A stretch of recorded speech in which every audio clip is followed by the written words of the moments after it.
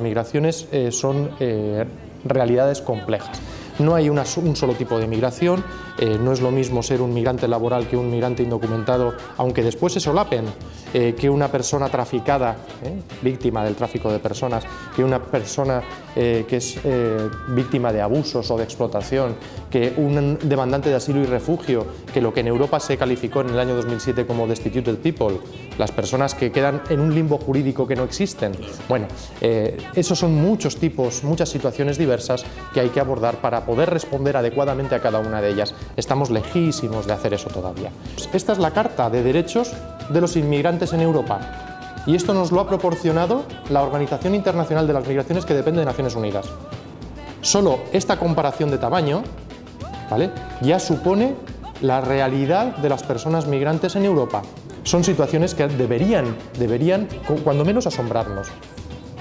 La falta de reconocimiento de derechos, la falta de garantías, las condiciones de vida reales, pero no solo de las personas migrantes.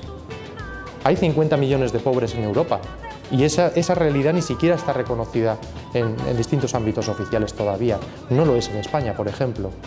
En España tenemos respuestas a la pobreza sin haber reconocido la existencia de personas pobres. A nivel social es que tanto los medios de comunicación, y eso es algo que es una realidad en la que vosotros os veis inmersos en vuestro proyecto, los medios de comunicación por una parte y el ámbito político no han hecho los deberes, ni de lejos, no están cerca de la realidad, la de todos, no la de nuestra sociedad, sino la de la sociedad que compartimos, todas las personas que vivimos en ella. En ese sentido, lo que están generando algunos medios de comunicación y algunos políticos y políticas, sería muy injusto generalizar, sería muy injusto porque hay personas que están intentando hacerlo muy bien en el ámbito de los medios y en el ámbito de la política. En algunos países ni existe la palabra acogida porque lo que se da por supuesto es lo que hay detrás, el concepto de la acogida, de la hospitalidad. Cuando una persona se incorpora a una sociedad que es nueva para esa persona, necesita de múltiples adaptaciones. Algunas adaptaciones son del ámbito personal y vital. Otras adaptaciones son psicológicas, la separación de la tierra de uno de los seres queridos. No hay ninguna diferencia ni por cuestiones del color de la piel, ni por la cultura, ni por la religión, ni siquiera a veces por la lengua. Es que los niños pueden estar jugando con niños que no hablan el mismo idioma.